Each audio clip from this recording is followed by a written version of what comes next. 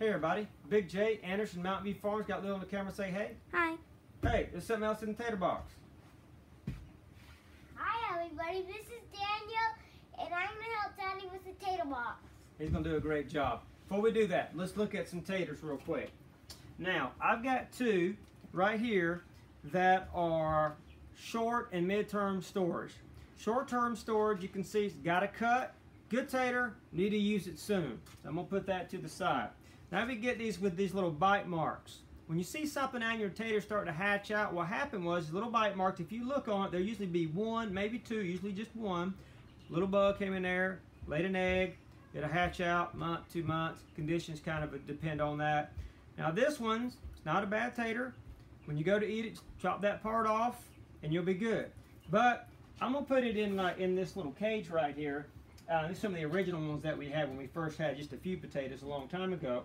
But that's kind of my mid-term storage stuff. And you want to use that soon, but not as immediate as the cut mark, but definitely don't want to do that as long-term storage. Now, this is a good tater right here. No bite marks, no cut marks, no major defects. Same thing with this one right here, okay? So these are ones that we want to use. But before we jump in there, you can see solid wood, 2x4s. This was part of a crate, this top part.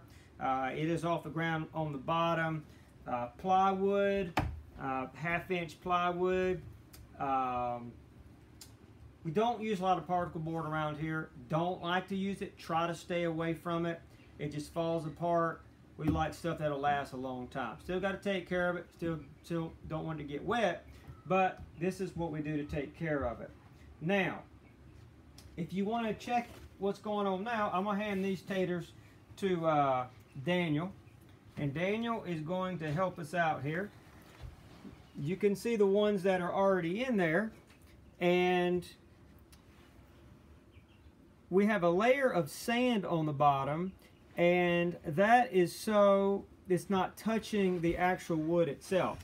The purpose of that sand, and to keep them separated, is so that if something were to happen and they rot, the little bug hatched, didn't notice it, something like that, okay? We don't want to have to deal with some rotted that's going to rot out the whole lot. So what we'll do is we put the sand in the bottom, lay the potatoes down, put another layer of sand on top of it, and I'll kind of demonstrate that right here. So got another, we're going to dump some sand on it, and pretty much just put it about like that. I'm going to demonstrate with just a couple there. And you're going to layer it about an inch thick, something like that should be plenty enough where they don't touch as you start to raise it up. So that's pretty much how we do the tater box. You probably saw I did have some foam around the edge. That sand is super fine. It's just play sand, something like that. That's what we use. Now we have a couple different varieties that we mentioned before. We got the Gold Yukon and we got the Red Pontiac. But let's say you want to mix it up during the year. Well, if you put all the Golden Yukon down first, that's what we pulled up first, then you're going to have to dig to get to that the Golden Yukon.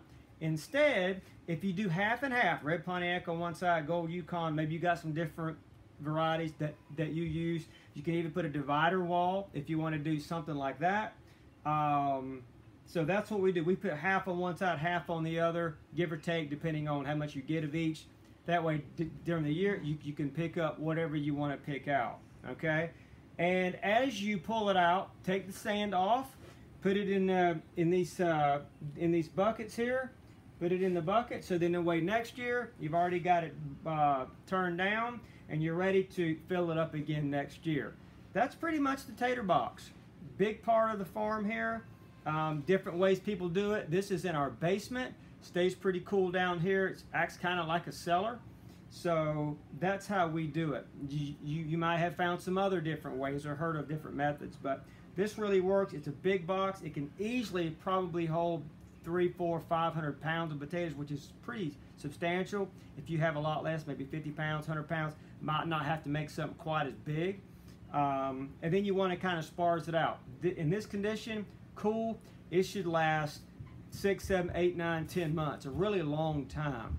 Now, when that happens, you'll notice you'll start to get some of these pieces will start to come out. They'll start to want to branch out with you some.